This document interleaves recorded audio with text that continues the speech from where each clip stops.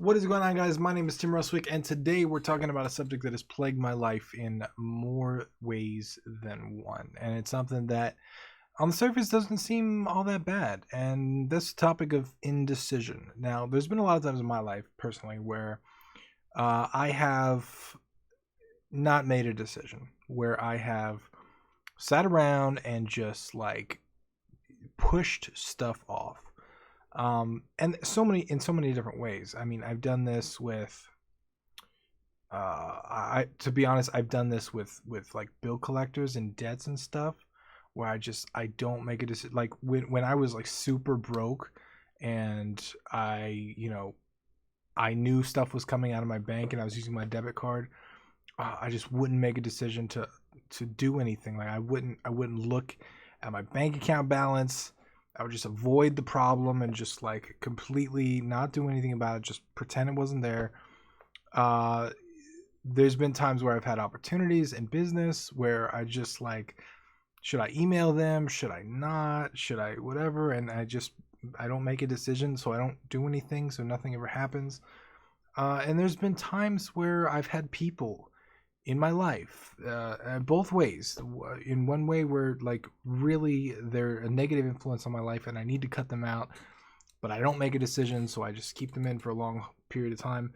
And there's been people that I really would have liked to have in my life, that I wanted in my life, but I didn't make a decision to make that happen and follow up with those people and do all that. And I guess the thing that I learned about indecision that I want to share with you guys today is a lot of times indecision is worse than making the wrong decision. Every time that I've like not made a decision, whether it's a personal decision, which I just shared like 5 examples of those, but it also applies to like design decisions. Like if you're making a game or something like that, and like, these players hate this level, these players love this level, not making a decision is one of the worst things that you can do. Like, make a decision for better or for worse, because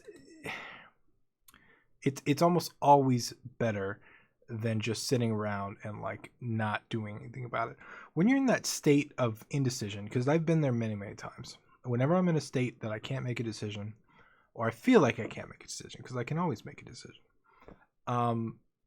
I'm living life passively. I'm living life like life is happening to me at that point. And this is really easy to slip into, especially like when you're going through depression, or you have a lot of anxiety, or you're an introvert, and it comes to do with things that you're uncomfortable with, like social situations or something like that.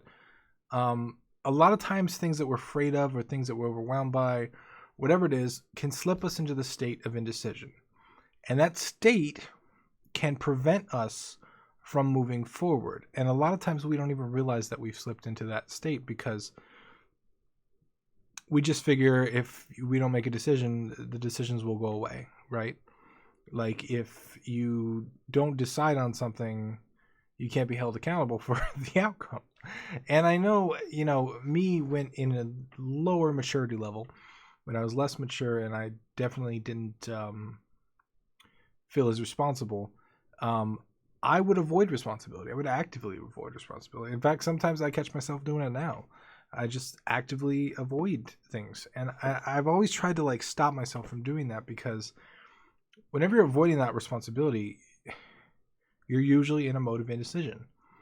And indecision, I feel like, is part of the root cause of that feeling of worry and anxiety and all the stuff that comes with worry. Because like if you think about it, worrying is just like running simulations on things that can happen, right? And a lot of us worry based on potential decisions that we could make without actually making a decision.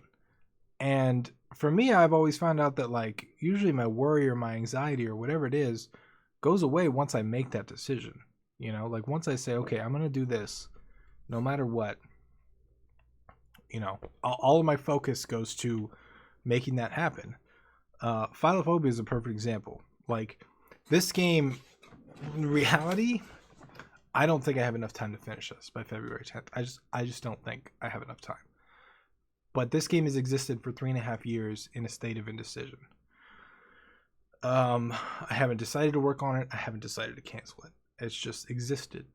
It's been in this realm of indecision for that long of a time, and so long that I just woke up one day. I was like, "Holy shit! This game has existed for 3.5 years," and I realized that with all the Finish Friday games that we did, right? And I decided to finish each one of those on my hard drive because they just existed in a state of indecision. And it was really toxic for me because these like zombie projects that existed, they weren't finished, but they weren't so stupid that they should be deleted. Like they just exist in this like state, and they take up mental real estate. They take up mental energy just existing in the world and not being finished. And it's one of the reasons why I advocate finishing things so much, because the state of indecision is really bad. And with Philophobia especially, like it would just come to my mind all the time. Like I should finish that. I should do that. I should, it'd be really cool if we did this. Like, but it just existed in the state of indecision that it just never got done. It never got anywhere. It never moved anywhere. And collectively, the game probably has 6 months of development in it, maybe.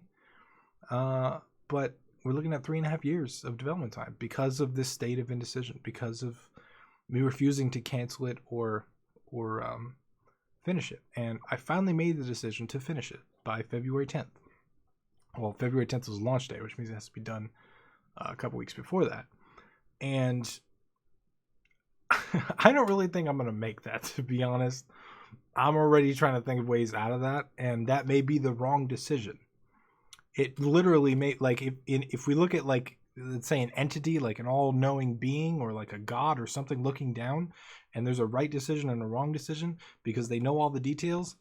If that entity were to look down on my decisions, yeah, this may be a wrong decision. Maybe a better game would be made if I waited till next year, right? Or maybe if I pushed it back 6 months, or whatever it is, there could be a better decision. So I may be making the wrong decision, but I guarantee you this wrong decision for me to launch in February is better than my indecision that has existed for 3.5 years. And that's how I try and live life, really. I don't try and make the right decision all the time because I don't feel like you can make the right decision. We don't always have all the information. We don't always know everything. We don't always read between the lines. We can't see all these little details. But we can always make better decisions, right? And because decisions, in a sense, are relative in a way, if you think about it like that. And rather than try and make the right decision, I try to make the best decision that I can. And from what I know, from my experience in life, indecision is a motherfucker. Indecision has has robbed me of so much life, of money, of experiences, of people in my life, of just stuff, just the the joy of completing things. This indecision state, this state of like not making a decision, is responsible for so much of the stuff that I didn't do. And it was my safety net because I always thought that if I didn't make a decision, I always could make a decision. But in reality, indecision is the wrong decision. Indecision is worse than making the wrong decision. And I think that exists in every form of life, right? Like, as long as you're smart enough and you can understand, you can learn from your decisions. Like, hey, if you make a wrong decision and you're smart, you don't even have to be smart, but you can tell if what you did is not, going the way you expected it to go, and you can course correct.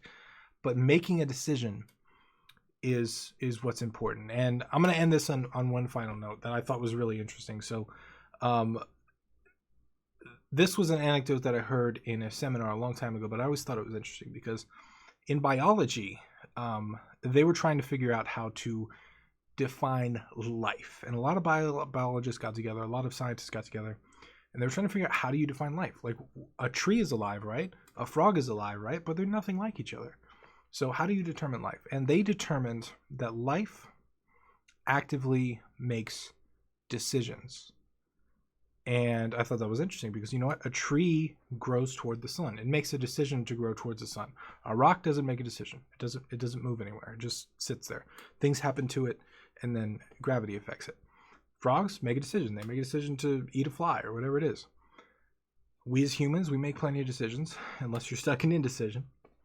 But if the definition of life is making decisions, then that means the more decisions you make, the more alive you are. Which means if you're stuck in indecision, you're not really living life. So I'm going to leave you with that. If you got any comments on this, you got any questions about this, leave them down below. I'd love to hear from you guys. But once again, I'm Tim Ruswick, and I will see you tomorrow.